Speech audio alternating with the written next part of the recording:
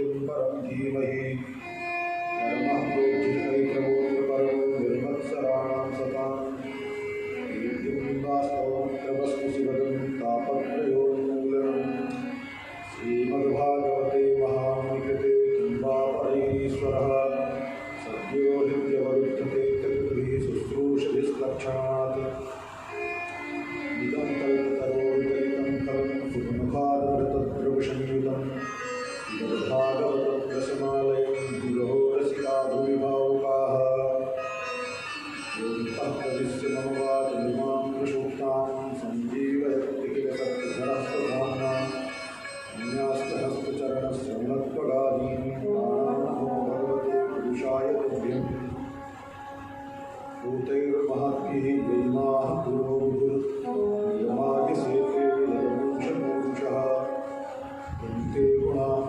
षोडशात्मकः श्रीकृष्णभगवान् वचांसि मे शुश्रूषावररामसूरिपदयोः श्रीरङ्गसुप्तिप्रदा विद्वद्भागवतार्यदेशिककृपा ज्ञानक्रियापोषिणी यस्य श्रीरङ्गाकुलोत्पन्ना ज्ञानक्रियावर्धिनी वन्दे श्रीकमलं परञ्चनयनं तं सूरिचर्यं गुरुं सभूषणमयि रामावतारात्मजं श्रीरङ्गादिपदारविन्दमधुरं मन्यं सदा साधुभिः श्रीवाभूषणदिव्यभावं श्रीकालप्रवीणं सदा श्रीबलरामसूरिमणिभं मृत्युञ्जये सादरं सरोजशं सदरङ्गायतोभित्रकं श्रीमद्गोविन्दं श्रीनिवासतनयं सौशीलभूषान्वितं श्रीमद्वेङ्कटयोगिराजचरणे निष्कात्मभावं मुदा श्रीरङ्गायगुरुभजामि सत्तं कारुण्यवारान्निधिं बाधूलवंशकरजं निर्पूर्णचक्रं श्रीश्रीनिवासगुरुजयतदार्थवृन्दं श्रीवाससूरितनयं विजयोज्ज्वलन्तं श्रीरङ्गदेशिकमहं शरणं प्रपद्ये श्रीरङ्गदेशिकमहं शरणं प्रपद्ये वाञ्छाकल्पतरुभ्यश्च कृपासिन्धुभ्य एव च पतितानां पावनेभ्यो वैष्णवेभ्यो नमो नमः श्रीवैष्णवेभ्यो नमो नमः अस्मद्गुरुभ्यो नमः अस्मत्परमगुरुभ्यो नमः अस्मत्सर्वगुरुभ्यो नमः श्रीमते रामानुजाय नमः। संतपूर्वाचार्या सहाया संतपूर्वाचार्या सहाया अनंतकोटिब्रह्माण्डनायक अखिल हेयपत्नी अखिल जगदाधार अनंत प्रेमारण प्रेमयी प्राण भक्तजन वत्सल भगवान श्री राधा कृष्ण जिनकी सन्निधि में हम आज बैठ करके श्रीमद् भागवत की कथा कहने और सुनने का सौभाग्य प्राप्त करें। मंदिर में विराजमान सभी दिव्य विग्रह मंदिर के संस्थापक स्वामी जी महाराज उनकी मूर्ति मंदिर में विराजमान है। उनके चरणों में बात करते हुए गिरिराज जी स्वामी और भी संत महापुरुष जो यहाँ पधारे हैं। यहाँ के वर्तमान स्वामी जी महाराज उनको प्रणाम साष्टांग करते हुए संगीत के मित्रगण विद्वद्गण अर्चक गण भगवान के सेवक सभी भक्तगण सभी श्रोता सबको जय श्रीमन्नारायण। हम सब विगत सत्र में गुरु जी महाराज का चरित्र सुनने का सौभाग्य प्राप्त किया। गुरु जी का चरित्र दिव्य है। छोटी सी अवस्था में श्री ठाकुर जी महाराज को प्राप्त कर लिया और ठाकुर जी महाराज से सभी प्रकार की विद्याएं प्राप्त की। विद्या तो वही होती है जो ठाकुर जी की कृपा से श्रम से की हुई विद्या प्राप्त की हुई विद्या समय के अनुसार अनभ्यास से विषम शास्त्र अभ्यास न करो तो फिर वो जो है धीरे धीरे उड़ता चला जाता है। और भगवत प्रदत्त विद्या कभी नष्ट नहीं होती।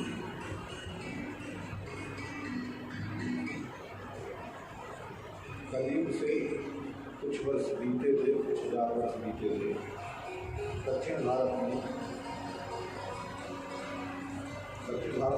कला कहते हैं, अपने यहाँ विष्णुचित्त स्वामी कहते हैं। माँ बचपन में यज्ञोपवीत संस्कार हो गया। यज्ञोपवीत संस्कार होने का मतलब है कि अब विद्या अध्ययन की योग्यता, आज से विद्या अध्ययन से समावर्तन हो जाएगा। विद्या अध्ययन की पूर्ति पराशर दोनों एक ही साथ हो जाए। उनकी परंपरा हो गई है कि वेदांत और समावर्तन सब एक ही साथ है। समय की स्थिति है क्या हुआ ये कि भक्तनाथ स्वामी जी का यज्ञोपवीत संस्कार हुआ। विद्या अध्ययन करने के लिए गुरु जी गए। गुरु जी ने कहा पढ़ाना शुरू किया जो वहाँ की भाषा है। हमें अब कहीं भी कोई भी भाषा हो पर वर्णमाला तो सबसे पहले पढ़ाई ही जाएगी। दुनिया में कोई ऐसी भाषा नहीं है कि उल्टे शुरू हो गए। सब जो है अब वर्णमाला शुरू वही पढ़ाना। तो पढ़े पहले दिन तो पढ़ लिए। गुरु जी से पूछे, गुरु जी इसके पढ़ने से क्या होगा? इसको जब पढ़ लेंगे तब क्या होगा? गुरु जी ने कहा इसको जब पढ़ दोगे तो दूसरा पढ़ना होगा। दूसरा क्या पढ़ना होगा बता दिए भाई। सब दो शब्द तीन अक्षर को मिला करके शब्द बनाए जाएंगे तो उसको पढ़ना होगा। बोले गुरु जी उसको भी पढ़ लेंगे शब्द को। बोले फिर तो पढ़ने पर लड़ने होंगे। बोले उसको कर लेंगे तब। बोले तब है गीता शास्त्र आदि जो है धर्मग्रंथ उनको पढ़ेंगे। ये फिर क्या पढ़ना? वेदांत जितना भी शास्त्र है, वेद शास्त्र सब धीरे धीरे क्रम से पढ़ना है। फिर पूछे गुरु जी इसको भी पढ़ लेंगे तब? तो गुरु जी कहे जब सब पढ़ लोगे तो भजन, भगवान का भजन करना है, तो भगवान का सेवा करना है सब पढ़ने के बाद। तो गुरु जी से पूछा, गुरु जी क्या भगवान का भजन और सेवा करने के लिए पढ़ना जरूरी है? गुरु जी थोड़ी देर सोचे और सोच करके बोले नहीं, भगवान की सेवा, भगवान की पूजा, भगवान की शरणागति करने के लिए पढ़ना जरूरी नहीं। तो गुरु जी से बोले गुरु जी तब काहे को इतना समय बर्बाद करें? आखिर 10-15 साल तो बीत ही जाएगा भाई। पढ़ते पढ़ते 10-15 साल का समय बीत जाएगा। और जब ये कुल पढ़ करके करना वही है तो हम पहले से शुरू कर देंगे तो क्या हो भाई? गुरु जी ने कहा भैया ठीक है। आए थे पढ़ने के लिए और गुरु जी को ही पढ़ाने लगे। गुरु जी ने सोचा कि भैया ऐसे विद्यार्थी से ज़्यादा अच्छा है, वो तो ना अपना पढ़ेगा और ना दूसरे को पढ़ने देगा, कुछ ना कुछ पूछ करके परेशान करेगा। गुरु जी ने कहा ठीक है तुम जैसा करना चाहो। घर आ गए। माँ बाप ने जो है वो डांट लगाई, करो बात तो बैठ गई कि गुरु जी ने कह दिया पढ़ने की जरूरत नहीं। भगवान का भजन, भगवान के भजन के लिए, सेवा के लिए पढ़ने की आवश्यकता नहीं है। बोले ठीक है। अब वो ब्राह्मण के बालक वेद शास्त्र अध्ययन नहीं किए, यज्ञोपवीत संस्कार हो गया, पढ़े लिखे कुछ नहीं है तो ना तो कहीं अध्यापन करा सकते हैं, पढ़े नहीं तो पढ़ाएंगे क्या? और मंदिर में भी सेवा पूजा नहीं कर सकते हैं, वहाँ भी तो कुछ ना कुछ जानकारी चाहिए कहीं। और हुआ यही कि अब वो करें तो क्या करें, पर भगवान की सेवा में रुचि, भगवान की सेवा करना है। तो जो छोटी सी जमीन थी घर के बगल में, वही जो है अपना तुलसी फूल घर लगे रहे ना। सेवा तो कोई भी सेवा है, जानते सब सेवा बराबर है डॉक्टर जी। अब लोग मंदिर जाने न देवे, मंदिर में कोई सेवा करने नहीं देवे। और पिताजी ने कह भी दिया मंदिर में झाड़ू पोछा भी न लगाने देंगे। भाई ब्राह्मण का बालक है, थोड़े झाड़ू पोछा लगाए तो अच्छी बात थोड़े ना है। अरे इसको पढ़ लिख करके तो पुजारी बनना चाहिए, अर्चक बनना चाहिए। और घर वालों ने इसलिए किया कि काम में लग जाएगा तो पढ़ेगा नहीं। जब काम में कोई लगने ही नहीं देगा इसको और वो मंदिर में, तो धीर हार करके जान जाएगा कि बिना पढ़े मंदिर में काम करने को मिलेगा नहीं, तो पढ़ना पड़ेगा इसको। तो अब वो क्या किए, मंदिर में भी छोड़ दिए और अपना तुलसी कुर्ती ले लिए, बस तैयार करना शुरू कर दिए। एक नियम, मंदिर में 3600 व्यंजन बना करके ले आओ, उसको आप भोग लगाओ, जो नहीं लगाओ रोक सकते हो। और कोई तुलसी फूल माला अपने से बना करके ले करके आया तो भगवान के लिए पत्रम पुष्पम फलम तो ये है ना, जैसे भगवान कहते हैं हम उसको मना नहीं कर सकते हैं, पत्रम पुष्पम फलम तोयम योगे भक्त्या प्रयच्छति। तो जो भक्ति पूर्वक अपने हाथ से पूछ करके बना करके ले करके आवे, उसको किसी को ना करने का, पुजारी भी उसको ना नहीं कर सकता कि नहीं मंदिर में सेवा में नहीं हुई हो। और सबसे अच्छी सेवा विष्णु चित्त स्वामी जी को तुलसी फूल तैयार करें और बस वरमाला तैयार करें, पंचमाल सतमाल जितना बना सके ठाकुर जी के लिए, छोटी से लेकर के बड़ी माला तक सब बना करके तैयार करके मंदिर में दे आना, मंदिर में पूजा के धारण करा हुआ भगवान। धीरे धीरे यही स्थिति हो गई। अब मन भी लगने लगा ठाकुर जी की सेवा में और तुलसी फूल में। देखो, व्यक्ति के अंदर जब अहंकार की भावना होती है, अपने को बड़ा मानने की भावना होती है, तो वो भगवान की सेवा में भी छोटी बड़ी सेवा सोचता है। अरे घंटी डुलाना ही भगवान की पूजा नहीं है। भगवान की कोई भी सेवा मिल जाए, सब सेवा बराबर है। जो फल मंदिर में आरती पूजा धूप दीप करके पुजारी को मिलेगा, पुजारी को उसे कम ही मिलता है, पुजारी को ज़्यादा नहीं मिलता क्योंकि पुजारी ज़्यादा नजदीक होता है ना। भगवान के ज़्यादा समीप होने के कारण भगवान से अपचार बहुत से बन जाते हैं अर्चक के बाद। भगवान की सेवा कैसे करनी चाहिए, छोटा सा एक दोहा है, उतना अगर सभी लोग समझ जाएं तो भगवान की सेवा में सफलता भी मिलेगी। कहते हैं सुख सुख प्रीत। भगवान की सेवा करना है तो जैसे पुत्र से, छोटा सा बच्चा माँ का हो है, छोटा बड़ा नहीं है, छोटा सा बच्चा जो केवल माँ के आश्रय पर, क्योंकि मंदिर के भगवान भी पुजारी के ही आश्रय पर रहते हैं। भगवान कुछ अपने से नहीं करते। जैसे 2-4 दिन का बालक होता है, वो माँ के अलावा किसी और से कुछ नहीं कर सकता, न करा सकता। और 10 दिन तक सूतिका के में तो माँ ही रहती है, दूसरा और भी नहीं। और जो जाए छुए उसको भी नहाना पड़े, तो बहुत कम लोग ही जा करके सूतिका गृह में बालक को। ऐसे ही 6 दिन का बालक हो गए, 8 दिन का बालक हो गए, जैसे माँ अपने बच्चे के लिए सब कुछ करती है, सुख प्रीत और प्रतीत मित्र से। भगवान से प्रतीति ऐसे हो मित्र जैसे, जो भी कहना हो कह देवे, जो भी सुनना हो सुन लेवे, कुछ छुपावे नहीं। मित्रता में ये होता है, और सभी संबंध में तो कहीं न कहीं कोई न कोई जुड़ाव होता है, पर मित्रता में घर में पत्नी है तो उससे भी कुछ छुपाया जा सकता है, पर मित्र से नहीं। मान लीजिए किसी को देख करके, किसी व्यक्ति को देख करके कोई लड़की अच्छी लगी, तो पत्नी थोड़े न कहेगा जाकर के हम रास्ते में जा रहे हैं तो हमको अच्छी लगी, तो ये बोल देगा तो झगड़ा शुरू हो जाएगा। और ये बात वो दिल खोल करके अपने मित्र से कह सकता है, मित्र से कहने में कोई बुराव नहीं है। ऐसे ही भगवान के साथ अच्छा होवे तो बुरा होवे तो जो कुछ होवे सब दिल खोल करके ठाकुर जी के सामने रहे। सुतसो प्रीत प्रतीत मित्र से, और राजा सो डर डरी। मित्रता हो गई तो मित्रता का मतलब उच्छृंखलता नहीं ठाकुर जी के साथ। डर भी ऐसा बना रहना चाहिए जैसे राजा के समीप जा करके लोग कितने सावधान होते हैं।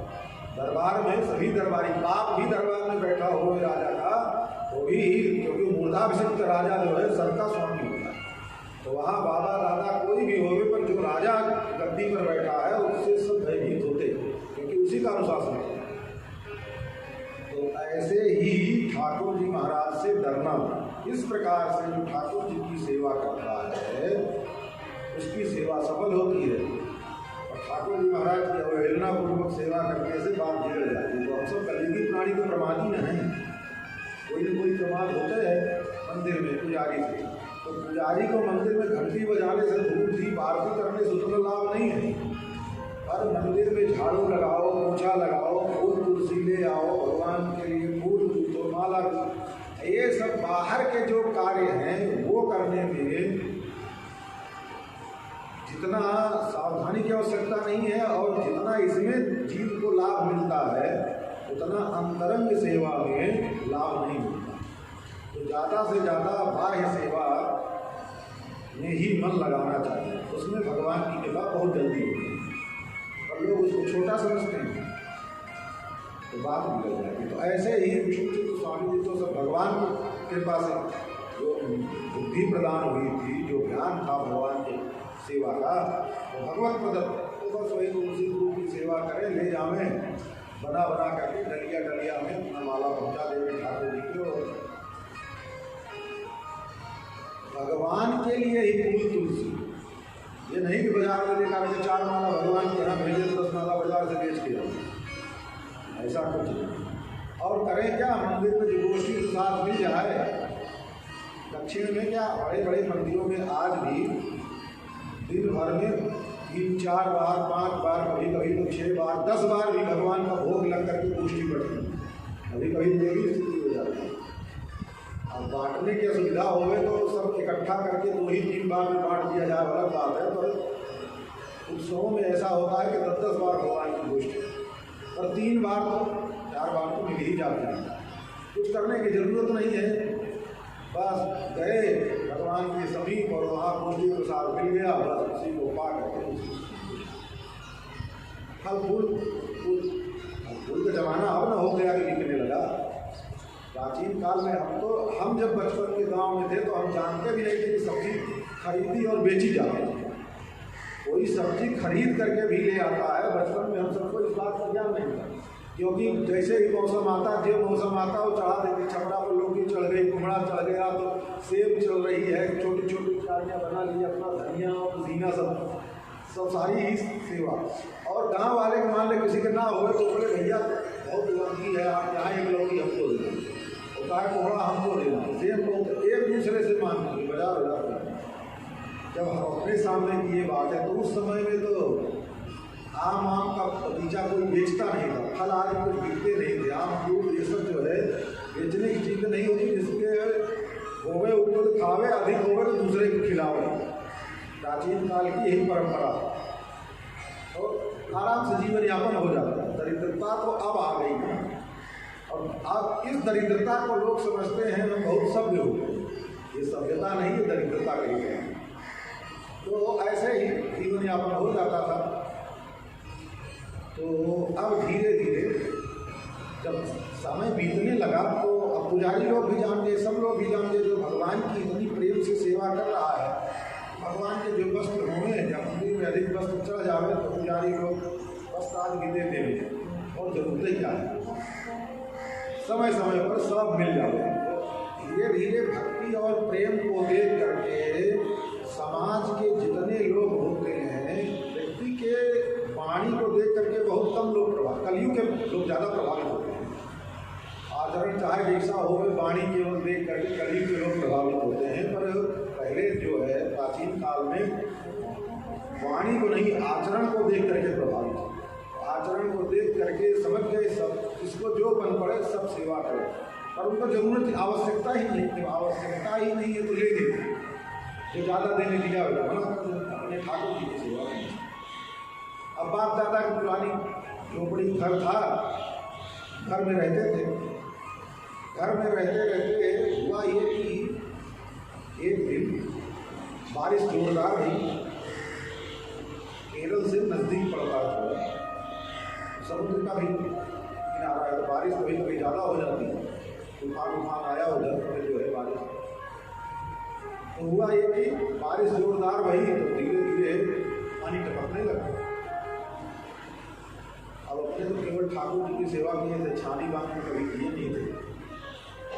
लोगों से बोले अपना जैसा कर दिए, पर इतने दिन का पुराना सब उसमें खप्पड़ पत्थर जो कुछ लगा था सब सड़ गया था।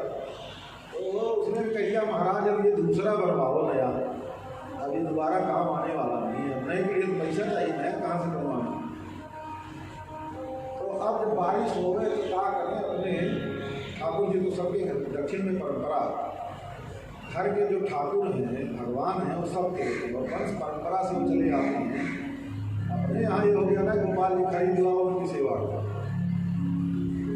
ऐसा हमेशा नहीं रुके हैं। प्राचीन काल से सबके वंश परंपरा से सैकड़ों सैकड़ों वर्ष, हजारों हजारों वर्ष से ठाकुर जी होती हैं, उनकी सब सेवा करते थे। तो वंश परंपरा के जो ठाकुर जी थे उनकी सेवा करें और सेवा करें। ऐसे दिन बारिश हो रही है, तो एक दिन बहुत जोर की बारिश हुई, इतना हुआ कि अब जो छप्पर उप्पर था वो सब जो है, रात्रि का समय था, छप्पर उप्पर सब जल गया था, बारिश होने लगी। तो ठाकुर जी के सामने अपना जो है झुक गए, ठाकुर जी को अपने अंदर कर लिया। तब थोड़ी देर तो रुका रहा, लेकिन बारिश से ये हुआ कि और भी छींटा आने लगा ठाकुर जी के ऊपर। तो जो पत्नी थी उनकी पत्नी भी आकर के अपने पति के कंधे से कंधा मिला करके सटा दिया, तो और थोड़ी जगह हो गई। तब रात्रि में किसी प्रकार से ठाकुर जी बचे। जब बारिश रुक गई, दूसरे दिन स्वर्ग में ठाकुर जी ने कहा कि कंधा जोड़ करके कब तक हमको वर्षा से बचाओ। सबने जवाब दिया, महाराज हमारे पास कोई अवलंबन और है नहीं, हम क्या करें। अरे मंदिर बनवाओ हमारा, और क्या करें। मंदिर कैसे बनवाओ, मंदिर बनवाओ, वैसे काम नहीं चलेगा। बोले हमारे पास द्रव्य नहीं, द्रव्य के लिए प्रयास करो। बोले क्या प्रयास है। बोले अच्छा हम बताते हैं वो प्रयास करो। बोले क्या करना है। बोले यहाँ का जो राजा है पांड्य देश का, उसके यहाँ जो उसके कुल गुरु थे वो वैकुंठ पधारे, तो ऐसा करो उसको नया गुरु चाहिए, और तुम उसके यहाँ चले जाओ और जा करके उसके गुरु बन जाओ। और गुरु नहीं भी बनो तो कम से कम शास्त्रार्थ तो कर लो।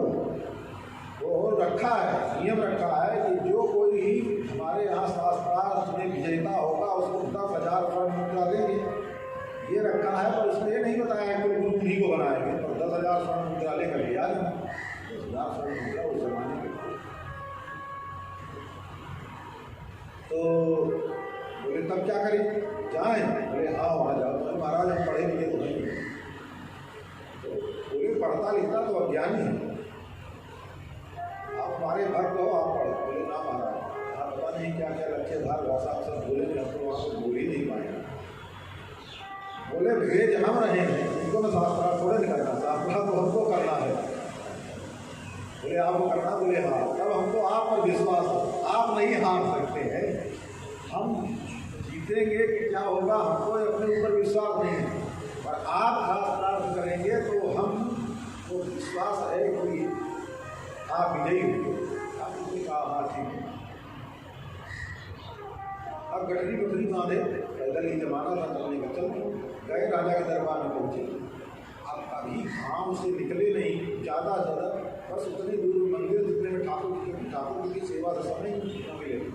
पूछते पास में पहुँच गए राजा के दरबार में। राजा के दरबार में गए तो लोगों ने बता दिया, पहले ब्राह्मण लोग कपड़े से नहीं पहचाने, ब्राह्मण तो जितने जीर्ण शीर्ण जितने रहे, तेज होनी चाहिए उसके चेहरे पर।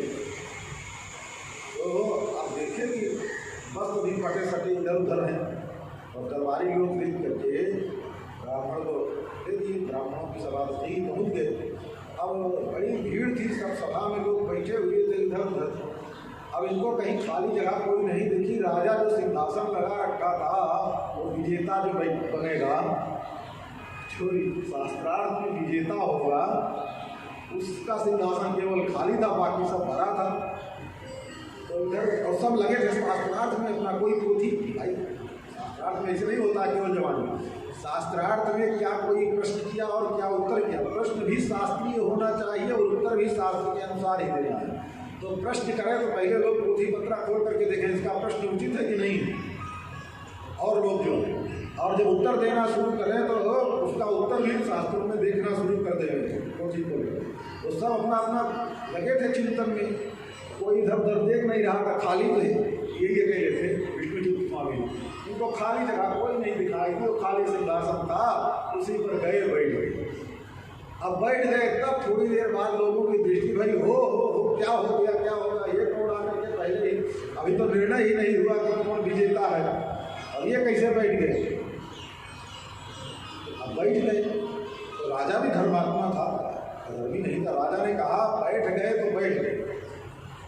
अब अगर उतारने की क्षमता आप सब में है शास्त्रार्थ के द्वारा, तब इनको जो है शास्त्रार्थ से उतारो, ऐसे जबरदस्ती कोई ब्राह्मण का अपमान हमारे दरबार में नहीं कर सकता। राजा भी जान गए कि राजा बहुत बुद्धिमान है। अब हुआ शास्त्रार्थ, अब भैया जी दोनों आदमी को शास्त्रार्थ करना होगा तब न कोई करेगा शास्त्रार्थ। अब विष्णु चित्त स्वामी जी के जो है शुरू हुआ, वाणी प्रकट हो गई। अब जैसे ध्रुव जी महाराज के कपोल में केवल 5 जन ने सुना, स्पर्श कराया और सारी जो है विद्या अपने आप आ गई। ऐसे ही ठाकुर जी महाराज की कृपा भाई, उस सिंहासन पर बैठते ही सारी विद्या प्रकट हो गई। विष्णुचित्त स्वामी भी चकित हो गए, ना हमने कहीं पढ़ा न लिखा, पता नहीं क्या किया है, सब अंदर से प्रकट हो रहा। आप जो जो प्रश्न करें, प्रश्न के साथ सबका उत्तर धड़ाधड़ देना शुरू किए। थोड़ी देर में लोग सोचे भैया ये तो सही में, अगर बैठे हैं तो सही बैठे हैं। सब आए, सब शरणागत हो गए। राजा ने भी आकर के साष्टांग प्रणाम किया, 10,000 स्वर्ण मुद्रा दे दिया। और राजा ने देखा विजेता है तो हाथी पर बैठाया, हाथी पर बैठा करके उल्लू बना रहा है, पूरे नगर में भ्रमण कराया। नगर में भ्रमण कराने के लिए निकले। अभी तक तो ठाकुर जी स्वप्ने में ही बोलते चालते थे। आज ठाकुर जी की इच्छा, भाई देखो हमारा भगत आज, पहले देखो कितनी विपन्न स्थिति में रहता था, आज इसको राजोचित सत्कार के साथ में सब रेशमी वस्त्र, अनेक प्रकार के माल्याभरण के साथ में, सोने के हाथी के ऊपर सोने का हो, और उस सिंहासन पर बैठ करके जो है नगर भ्रमण कर रहे हैं। नगर भ्रमण करने के लिए जैसे ही निकले तो ठाकुर जी महाराज श्री जी के साथ बैठ करके गरुड़ पर देखने के लिए आए। अब पता नहीं नगर के लोगों को दिखाई दे रहे हैं, नगर के लोग का है दिखाई दिए, ठाकुर जी जिसको देखना चाहते हैं वही को दिखते हैं। गरुड़ जी पर सवार होकर लक्ष्मी जी के साथ में श्री लक्ष्मी नारायण भगवान पधारे। तो विष्णु चित्त स्वामी जी ने ठाकुर जी को देखा, पहली बार दर्शन कर रहे हैं। और ठाकुर जी का श्रीअंग कोमल, ठाकुर जी की सुंदरता, तो विष्णु चित्त स्वामी जी को लगा कि कोई देख लेगा तो कहीं ठाकुर जी को नजर न लग जाए। तो ठाकुर जी का मंगलाशासन करने लगे। हे प्रभु आपका कल्याण हो, आपको कोई नजर न लगे, कोई इस प्रकार से सुमंगलम मंगलम ईश्वराय थे, सुमंगलम मंगलम अच्युताय थे, ऐसे करके पूरा जो है तिरुपलांडु करके नामक ग्रंथ है विष्णु चित्त स्वामी जी का। उसी से भगवान का मंगलाशासन। अब जब मंगलाशासन कर रहे थे तो ठाकुर जी महाराज, दूसरे लोग कितने पता नहीं क्या, बहुत भाई विद्वान है, ठाकुर जी महाराज एक करके सवारी और चले गए। तो कहते हैं गुरु मुख मन धीत्य प्राह वेदान अशेषान। गुरु जी के मुख से एक तो अक्षर नहीं पढ़े, गुरु मुख अनधीत्य, गुरु के मुख से कुछ पढ़ा नहीं। प्राह वेदान अशेषान, वेद का कोई भी अंश नहीं छूटा, सारा सब वेद वेदांत सब सभा में कह सुनाया। नरपति परिक्लिप्तम शुल्क मादात कामः। राजा के दरबार में गए शुल्क लेने के लिए, जो रखा था ना कि शास्त्रार्थ में जो भी देता होगा उसको इनाम मिलेगा, तो वो रुपया लेने के लिए गए। नरपति परिक्लिप्तम शुल्क मादात कामः। बोले इतने विशेषण नहीं, नरपति परिक्लिप्तम शुल्क मादात कामः, बोले इतने नहीं है। स्वसुर अमर वंद्यम, जो देवताओं, अमर मतलब देवता, देवताओं के वंद्य जो रंगनाथ भगवान हैं उनके ससुर हैं। तो ससुर कैसे भैया है? तो वही गोदाम, देखो निष्ठा, तुलसी में, तुलसी वन में भगवान की सेवा में निष्ठा की, तो गोदाम्बा जी उसी तुलसी वन में प्रकट होकर के प्राप्त। कहने का तात्पर्य है कि जीव अपनी निष्ठा से भगवान की सेवा करना चाहे, जिसको जिसमें जितनी निष्ठा होगी वहाँ से उतनी ही उसको प्राप्ति हो जाएगी।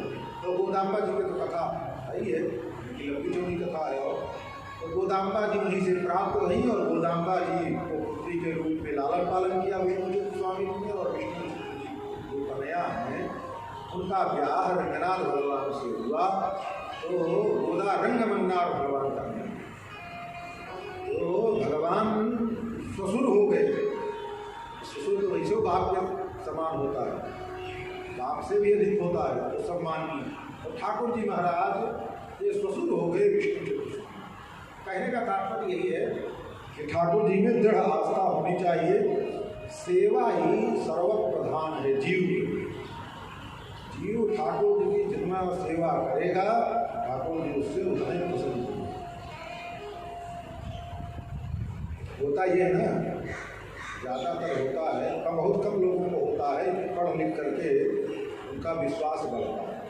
बिना पढ़े कम जानते हैं तो कम बात में ज़्यादा समझ में आ जाता है, और जितने ज़्यादा पढ़ते चले जाते हैं उतने तर्क वितर्क शुरू हो जाता है, और जितने तर्क वितर्क शुरू होता है तो उतने तर्क वितर्क जीवन में भी हो जाता है, मस्तिष्क में भी हो जाता है, यहाँ तक कि भगवान के विषय में भी अनेक प्रकार के तर्क वितर्क शुरू हो जाते हैं। तो भगवान तर्क के विषय नहीं है, भगवान तो आस्था श्रद्धा और प्रेम के विषय। पढ़ लिख करके भी ये प्रकट हो जाए तो बड़ी अच्छी बात है, और बिना पढ़े लिखे हो जाए तो उससे भी ज़्यादा अच्छा। तो इसलिए यहाँ पृथु जी महाराज बिना पढ़े ही भगवान से सारी विद्या प्राप्त कर गए। पृथु जी के पुत्र हुए उत्कल, और इन्हीं के वंश में ये उत्कल भाई जैसा बाप तो आत्मा हुई जायते पुत्र, तो थोड़ा बहुत अगर सही में बेटा है तो बाप के कुछ ना कुछ गुण तो बेटे में आएंगे ही आएंगे। तो ध्रुव जी के जो पुत्र उत्कल थे वो प्रशांत था, दुनिया से कोई मतलब नहीं, जहाँ रहे बस भगवान में ही लगे रहे, भगवान में ही मन लगा रहे। तो राजा तो बनाया लेकिन बहुत दिन नहीं चला, तो भ्रमी के पुत्र बक्सर को राज्य दे दिया, और उन्हीं के वंश में आगे चल करके अंग नामक राजा हुआ। अंग जब राजा हुए तो उन्होंने अश्वमेध यज्ञ किया। अश्वमेध यज्ञ जब हुआ तो पहले ही पुरोहितों से कह दिया कि देखो भाई, यज्ञ में हमको भगवान जब प्रकट होंगे तो भगवान को ही पुत्र रूप में मांगना है। भगवान भी सब तैयार है। अश्वमेध यज्ञ किए, भगवान प्रकट भये तो उन्होंने भगवान से मांगा वरदान के पुत्र प्राप्त किया, हुए नहीं था। और मृत्यु की एक कन्या थी सुनीता। मृत्यु को पता चला कि महाराज अंग को वरदान है, उनके पुत्र जो होंगे वो भगवान ही उतारेंगे। और सुनीता को साप था कि जो तुम्हारा पुत्र होगा महानास्तिक महाभ्रष्ट होगा। अब किसी कन्या को साप हो जाए कि उसका पुत्र महादुष्ट पैदा होगा, न माँ को मानेगा, न बाप को मानेगा, न किसी को, न देवता न पितर, बस केवल हम ही जो कुछ। ऐसा अगर किसी को भी पता चल जाए तो संसार में कोई ब्याह करेगा? अब कोई ब्याह करे ही नहीं मृत्यु की कन्या के साथ। मृत्यु आए और आ करके अंग महाराज से ब्याह, अंग से ब्याह हो गया तो पुत्र प्राप्त हुआ बेन नाम। बेन पहले तो ठीक था, धीरे कुछ कुसंग, देखिए जीवन में कुसंग ही जीव को पतन की ओर ले जाता है। प्रारब्ध भी कभी कभी आड़े आ जाता है, अरे बस कुसंग अगर हो गया तो फिर प्रारब्ध भी उसी को नहीं बचाता। और संग हो जाए और बिगड़ा हुआ प्रारब्ध भी हो और संग अच्छा बना रहे तो धीरे धीरे करके सब सुधर जाता है। अब हुआ कि संग के नाते वो बालक जो है उत्पात करना शुरू कर दिया। अब धीरे धीरे उसका जब नगर में उत्पात बढ़ने लगा, लोग परेशान हो गए। जब परेशान हो गए आकर के महाराज अंग से शिकायत करें, अंग समझावें। और बाप तो बाप है, बिगड़ जाए बाप के ऊपर ही। तो महाराज अंग देखे बहुत दुर्गुणित हो गया और माँ का इतना लाड़ प्यार दंड भी ना दे पाए। महाराज खींच गए, तो सोचे जब माँ बेटा का ही चलना है तो फिर हम काहे पड़े, छोड़ छाड़ करके जंगल में चले गए। अच्छी स्थिति यही होती है, कोई अपनी बात ना माने, अपने कहे अनुसार ना चले, उसका दंड से अच्छा है परित्याग कर दे, ज़्यादा होता है।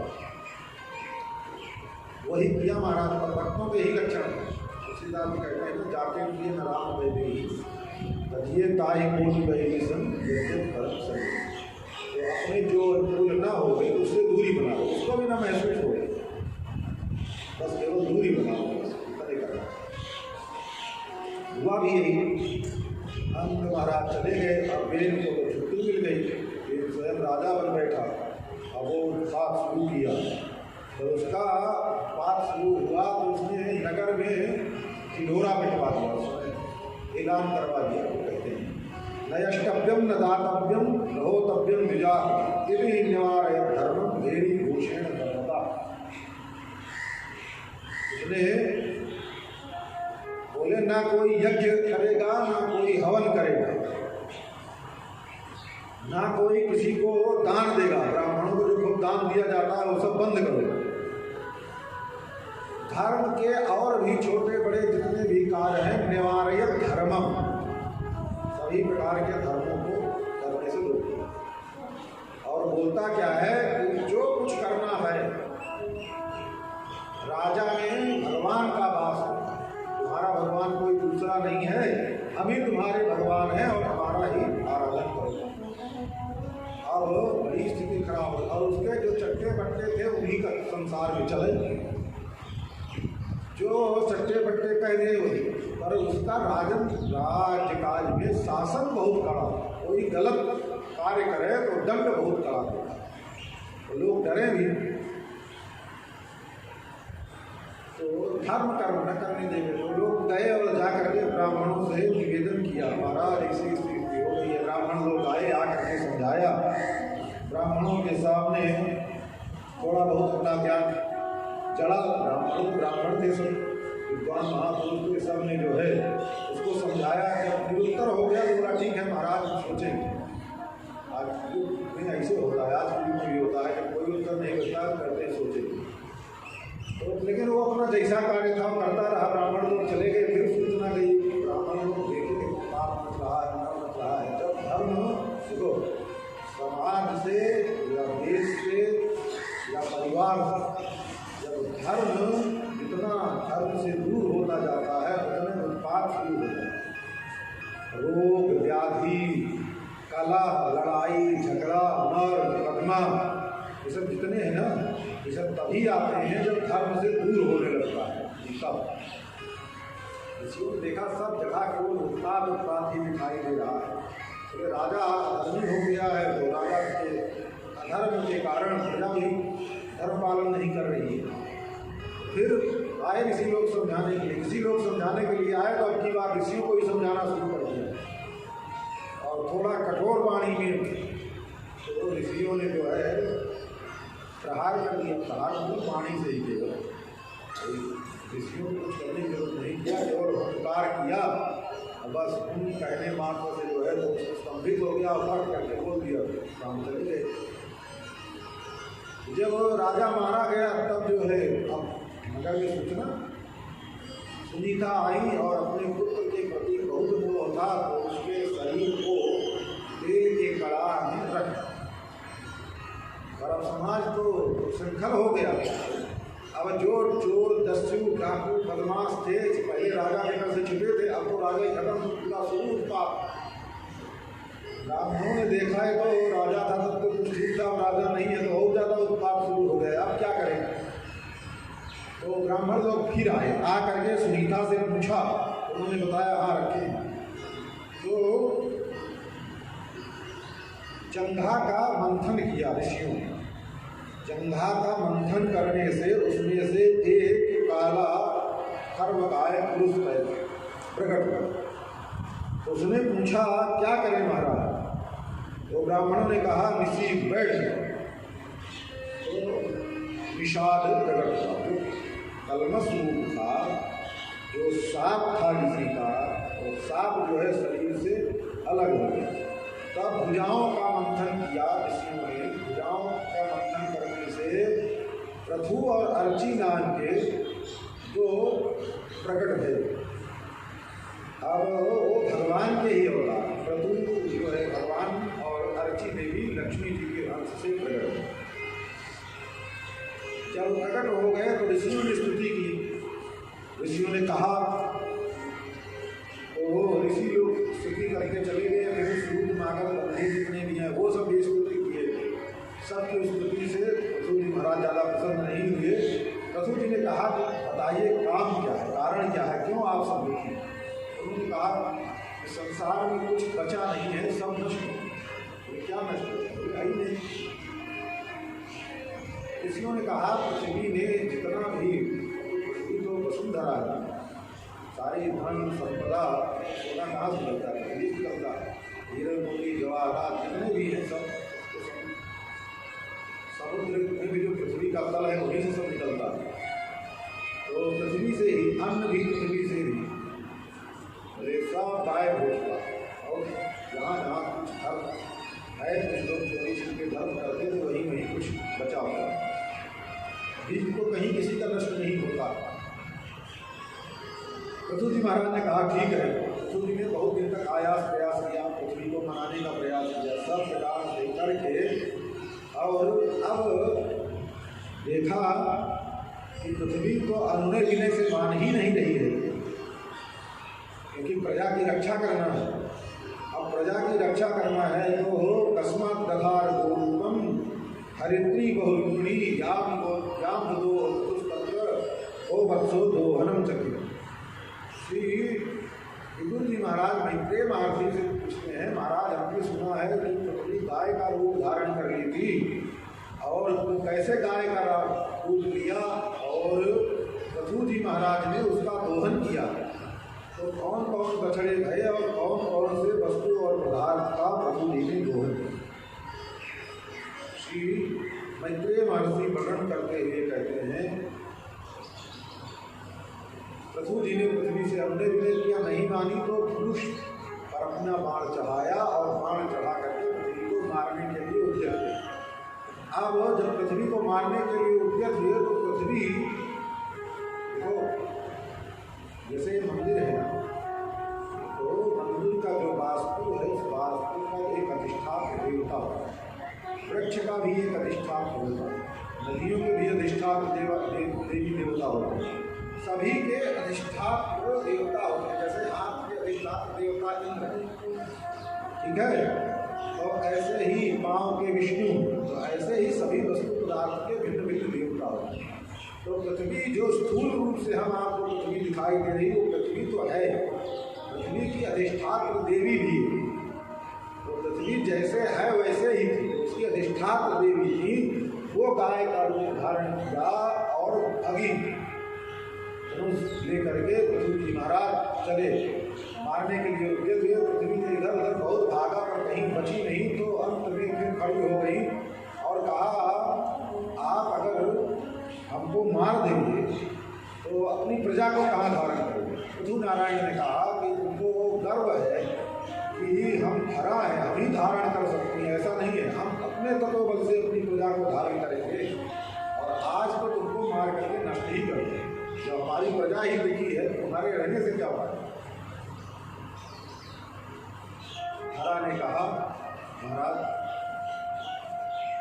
आप ऐसा करो, कोई भी गाय जब तक उसका बछड़ा उसके सामने ना हो तो दूध नहीं देती, तो आप हमारा दोहन कीजिए।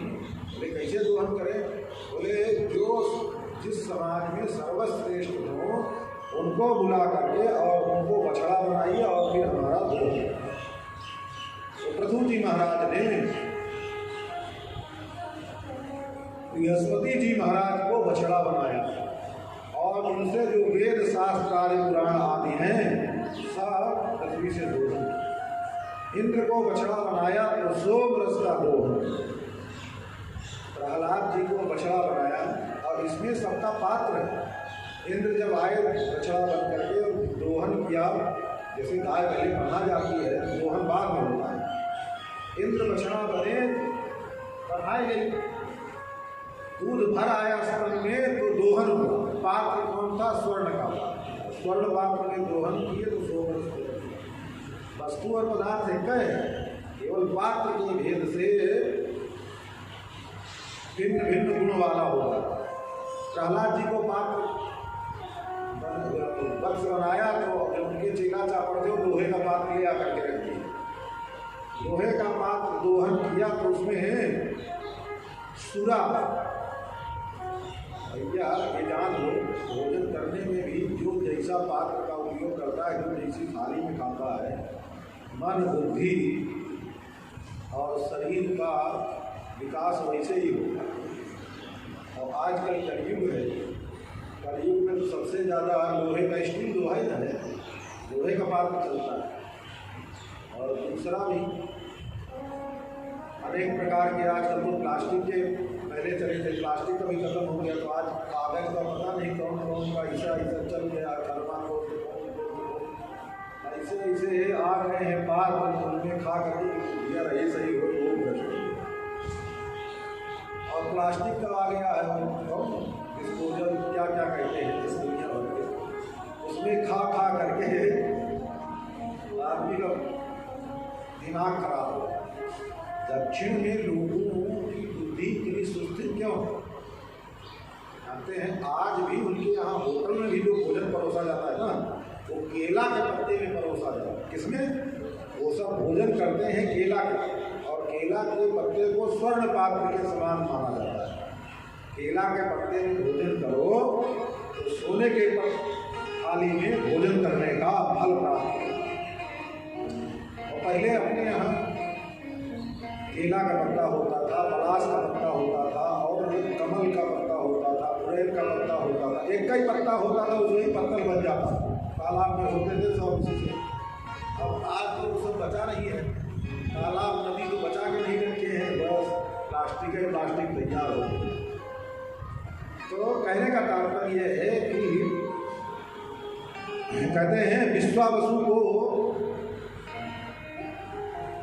बछड़ा बनाया तो उससे जो है मधु का दोहन किया। ऐसे ऐसे ही मनु को बछड़ा बनाया तो मनु गए तो उसमें अन्न आदि का दोहन किया। ऐसे ही जो जिस योग्य था सबको पृथ्वी से ही रत्न आदि से लेकर के अन्न आदि औषधि आदि सब जो है दोहन कर।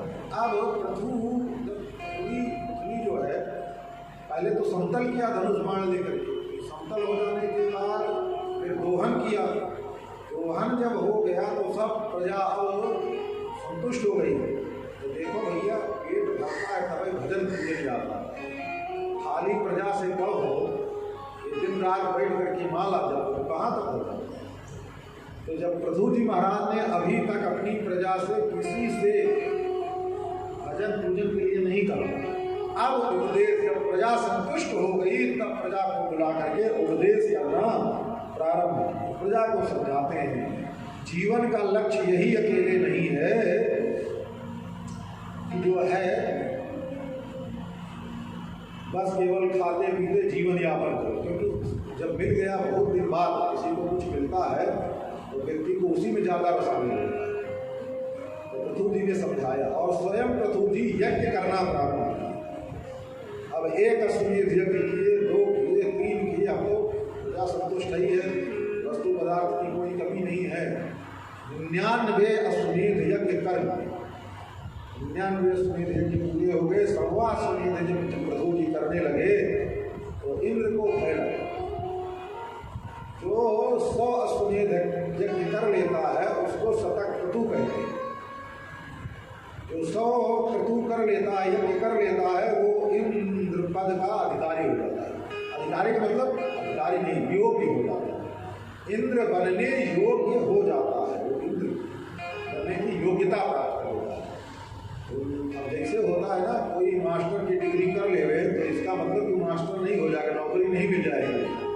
अरे जब वैकेंसी खाली होगी, जब उसका उस पद पर नियुक्ति होगी तब वो जा करके अध्यापक बनेगा। अब कोई तो ऐसे ही पर इंद्र को भय लगता है कि कहीं ये योग्यता प्राप्त कर लेगा तो कहीं स्वयं इंद्र न बन जाए, हमको हटा करके। वो इंद्र आए और अश्वमेध का जो घोड़ा था, अश्व था, उसको सीधा करके लेकर के चले। तो पृथु के जो पुत्र विजिताश्व थे, विजिताश्व को भेजा, जाओ घोड़ा को पकड़ करके ले आने के लिए। घोड़ा गए, इंद्र को पराजित करके विजिताश्व आए और घोड़ा लेकर के चले आए। जब घोड़ा लेकर के आ गए तो इंद्र ने फिर पहले तो ले आए, बांध में थोड़ी देर लेके चला, फिर उसके बाद फिर जो है घोड़ा चुरा करके लेकर के चले। तो जब घोड़ा लेकर के चले तो जब इंद्र चला गया तो पृथु जी महाराज ने कहा अब की बार हम स्वयं जाए। तो अत्रि आचार्य थे, अत्रि महर्षि ने कहा राजन आपको जाने की जरूरत नहीं है, अब हमी जो है इंद्र सहित घोड़े सहित मंत्र के द्वारा बुला लिया। आखिर घोड़े की आहुति को देनी है, दोनों बुला करके एक साथ दे देते। तो अब अत्रि महर्षि ने मंत्र पढ़ा, तो मंत्र के पढ़ने से इंद्र सहित जो है, और इंद्र आया कैसे, पाखंड का वेश धारण, लाल वस्त्र धारण करके, कुंड धारण करके, कपाल धारण करके, पता नहीं दुनिया भर का रंग छोड़ करके। तो लाल वस्त्र सत्पुरुष लोग धारण नहीं करते क्योंकि ये पाखंडियों का वेश। यहाँ तो ज़्यादातर बहुत कुछ अगर वस्त्र हुए तो वैष्णव लोग पीला वस्त्र पहन लेंगे, वो भी बहुत ज़्यादा प्रशस्त नहीं है भगवान के भक्त। दक्षिण में तो सफ़ेद वस्त्र छोड़ करके कोई अगर पीला भी पहन लेवे तो उसको ब्राह्मणों की जो लाइन होती है ना उसमें हटा देती है, जान जाए कोई दूसरी पंक्ति का व्यक्ति। ब्राह्मणों में उसको नहीं खड़ा होगा, सफ़ेद वस्त्र रहेगा तभी जो है, नहीं तो उसको भागवतों की श्रेणी में मिलेगी। तो पीला वस्त्र भी वहाँ पहन लेते हैं उतना ज़्यादा। और गेरुआ वस्त्र तो केवल सन्यासी पहने। अगर कोई व्यक्ति मान लीजिए कहीं से गेरुआ वस्त्र पहन करके आ जावे तो घर की जो औरत है ना लठिया लेकर के 4 लठ पहले मारेगी, घर में घुसने ही नहीं देगी। गेरुआ वस्त्र केवल सन्यासी को पहनने का अधिकार है, और किसी को गेरुआ वस्त्र पहनने का, केसरिया वस्त्र पहनने का अधिकार नहीं है। तो लेकिन कलयुग ऐसा जिसको आजकल तो सबसे ज़्यादा व्यस्त जो होते हैं वही गेरुआ वस्त्र, जो भी अनधिकार का, इसीलिए पाखंड भर जाता है। वेश का बड़ा प्रभाव होगा, जैसा वेश होगा मन में वैसे चिंतन। अरे महाराज वेश का कोई फर्क प्रभाव नहीं पड़ता है, प्रभाव तो ऐसा पड़ता है जो जीवन में अनुभव करना शुरू करेंगे तब समझ में आ जाएगा। अब हुआ ये कि पाखंडी का वेश धारण करके आए थे तो उसको तो पाखंडी का वेश ही। अब जब अत्रि के सहित आने लगे आहुति के लिए तो ब्रह्मा जी महाराज दौड़े आए। ब्रह्मा जी के पुत्र अत्रि महर्षि, अत्रि को रुका, अरे ये मत करो, बिगड़ जाएगा, देवराज इंद्र को ही अगर यज्ञ आहुति में डाल देंगे, यज्ञ में आहुति के रूप में डाल देंगे तो बात बिगड़ जाएगी। ब्रह्मा जी महाराज ने प्रभु को समझाया। अब इंद्र का स्वभाव ही ऐसा है, डरता है, इसका स्वभाव है। आप तो समझदार हैं, आप ही ज्ञान में कर लिए हैं तो छोड़ दीजिए, कोई बात नहीं। प्रभु जी महाराज मान गए। ब्रह्मा जी कोई अपने से बड़ा आकर समझा, 2 लोगों में विवाद हो गए और कोई बड़ा अपने से बाप दादा आकर के समझा। तो छोटों का ये होता है कि अनुचित भी अगर वो निर्णय कर रहे हैं तो छोटों को मान लेना चाहिए। था तो अनुचित, और इंद्र के स्वभाव के नाते जैसे होता है कोई लड़का घर में ज़्यादा जिद्दी हो, ज़्यादा रोता हो, तो माँ बाप कहते हैं बेटा तुम तो समझदार हो, जब नहीं रोता धोता है इसको अलग।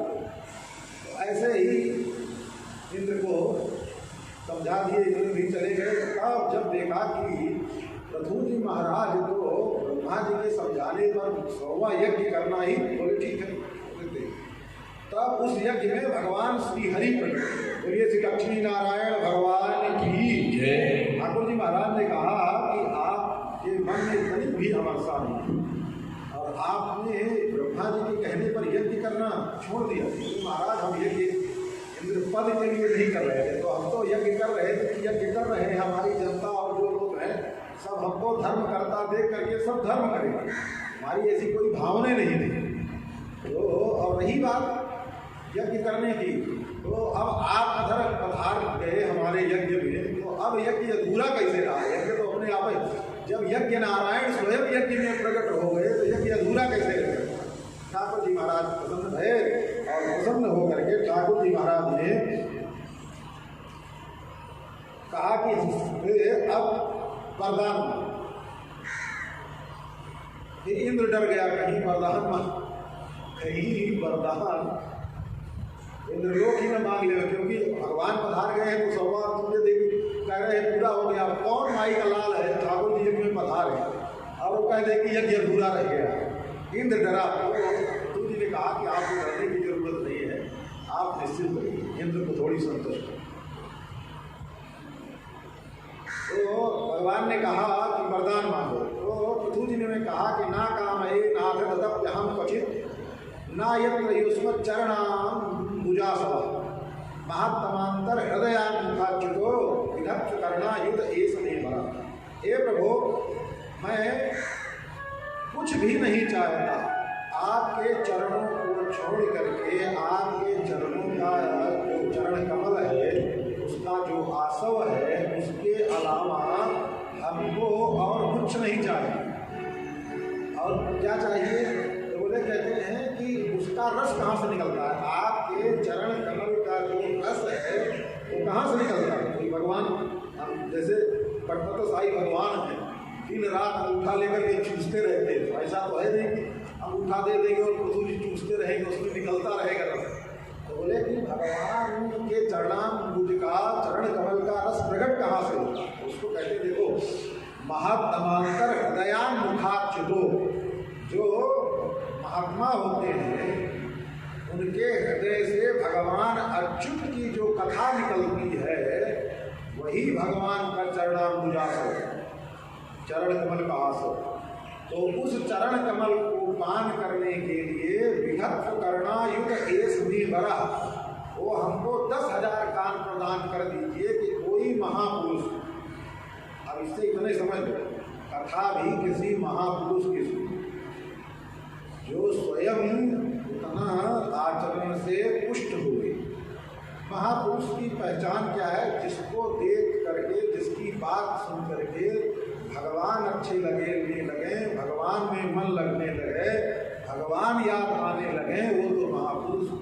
और जिसको देख करके मन में विकार उत्पन्न होने लगे, संसार याद आने लगे, राग द्वेष बढ़ने लगे, पहचान उसको समझ लीजिए खुद तो पतन में जा ही रहा है, हमको भी ले गए। तो यहाँ श्री पृथु जी महाराज कहते हैं कि कोई आपका जो अंतरंग भक्त है, प्रेमी भक्त है, महापुरुष है, उनके महात्मांतर हृदय से निकली हुई बात, रटी रटाई बात नहीं, केवल पोथी पढ़ करके देख लिया और बस उसके बाद बोलना सीख। आजकल तो पैसे भी नहीं है, आजकल तो नेट और पेन ड्राइव और पता नहीं क्या क्या चल रहा है, उसी से सब जो है तैयार हो जाती है। ऐसा श्री पृथु जी महाराज ने कहा विधत्स्व करना युद्ध एस में भरा, ये भगवान की कथा के प्रति प्रेम प्रदर्शित कर रहा है। पृथु जी का भगवान की कथा में इतना प्रेम है महाराज कि जो 2 कान से हम कथा सुनते हैं वो 2 कान नहीं 10 कान हो, 10,000 कान हो। भैया 10,000 कान देंगे तो हाथ नाक कान आँख को बड़ी और कान सब जगह कान कान दिखाई देगा, कहीं ऐसा तो नहीं हो जाएगा जैसे इंद्र के पूरे शरीर में आँखें आँख हो गई, ऐसे नहीं। इन्हीं 2 कानों में 10,000 कान के बराबर शक्ति हो जाए। जैसे गीधें दृष्टि अपार, गीध के 2 ही नेत्र होते हैं और वो 100 योजन पर्यंत